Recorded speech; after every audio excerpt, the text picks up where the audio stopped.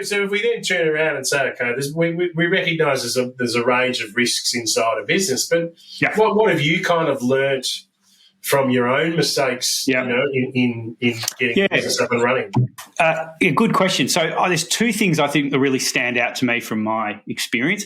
One is I think I didn't look long-term enough. I had a plan, but really, obviously I had a long-term plan, which was sort of a dream. but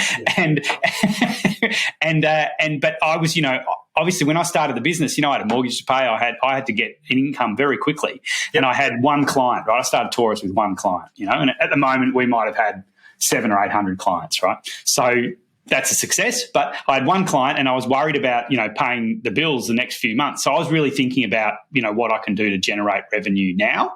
And I think I wasn't thinking, what do I need to do that might generate revenue or new clients or better clients or more impact in the market, in 2, 3, 5 years. And that's the reality is, some things take, I've got a client now that's a fantastic client that I, first met 5 years ago, and we didn't do any business together until recently. We've seen each other a few times, and to get the really good quality clients and have the serious impact in the market, you need to take that long-term view. And I think I was too worried about where my next dollar was coming from to pay my mortgage, which is important too. But I think if you're building a business, it's at least a 5-year, probably a 20-year thing.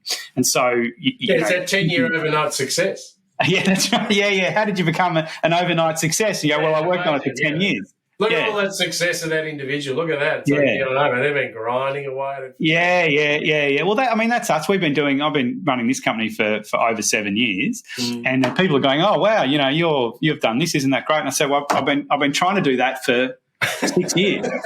I've finally done it, one thing.